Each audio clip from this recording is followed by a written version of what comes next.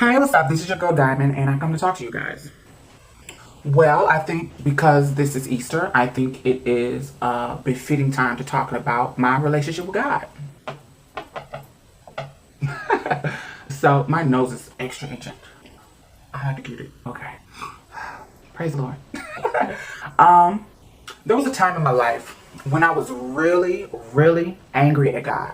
Now, I know some of the church folks are going to say, angry at God? Who are you? How dare you be angry at God? Well, I am a human, just like yourself. And humans have emotions, and anger is one of those emotions. And when you believe in God, God becomes a thing. God becomes a person or a thing or something, something. And you can put emotions into anything. If your dog dies, that's just a dog. But to some people who are dog lovers, they're like, oh my God, that's my dog. Or you see a picture of you and your ex that you broke up with, and when you see it and you ain't seen it in a long time, you know what I'm saying, it opened the floodgates of so many emotions. We put emotion in things, and so therefore God can be something that we put emotions in, of course. And I was angry at God at one point in my life. When I was 9 years old, my aunt introduced, I was raised in the church. My aunt introduced me to Christ, basically. And she brought me to church. I fell in love with God. I got baptized, and, it just was, you know what I'm saying? I'm like, okay, I like this. Then there was a sermon about homosexuality. Now, at 9 years old, I knew, what I was. I was not sexually active, but I knew I had an attraction to boys. You know what I'm saying? There was something there with boys. And from the sermon and from reading the Bible, I knew that was wrong. From talking to people, I talked to my aunt about it, and my aunt scheduled me an appointment with my pastor. My pastor, made the appointment and told me to come in his office and sit down and talk to him. It was like a Wednesday, like right before, it was Tuesday, right before Bible study.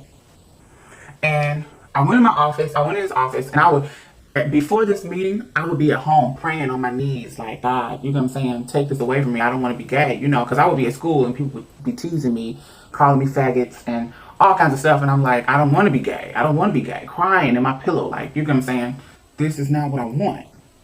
And so I'm so excited about talking to him about it because, this man is always on the pulpit, and he's like almost like a superstar, because, everybody loves the pastor, and, what I'm saying, he can move people to get to shouting. I remember I would see ladies shouting just from his words, and, it was a powerful thing. And, so I was just so excited. I just knew he was going to lead me in the right direction, give me the right scriptures, give me the right talk to ease my mind about this homosexuality thing. So I went to his office and I sat at the desk, and he was like, well, tell me what's been going on. And I was telling him stories and stuff that I was doing with boys and stuff that was going on in school. And, he was asking me specific things about exactly like what I was doing and la la la la. As I'm telling him stuff that I was doing, homosexual stuff, I am talking, and something in my spirit tells me to stand up. When I stand up, this dude is masturbating while my 9-year-old self is telling him some stuff that I was doing that was supposedly wrong. I stood up, sat back down. I couldn't talk. I didn't know what to do. So I got out, I got up, and he pulled his pants up, and he tried to pull his pants up, but he couldn't catch me at the door, and I went out the door. He did not follow me. I went to the car. I went to the van. We drove the church van to school. We drove the church van to work. And my aunt came out there, and like an hour or so later, and I told my aunt what happened. Now, this is a very popular church in our city. And my aunt sat there, cried a little bit, cried and hugged me.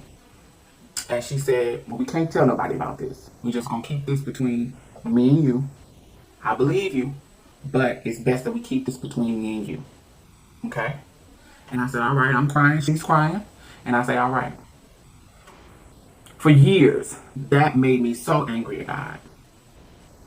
It wasn't until I got older and I realized all these blessings that God was giving me, why was I angry at him? I was angry at him because I let some man personify God. I let things or something personify God, and that wasn't God. So I had to learn in my adulthood that I have to have a personal relationship with God on my own that doesn't involve other people. Once I realized that, my life became better. I became more happy, and my life with God has never turned back to what it was before. And the message I want to give to you is that you have to have your own personal relationship with God. Don't let anyone's negativity turn you away from God. Whatever your God is, whether it be a Christian God, whatever, you have your own personal relationship with God.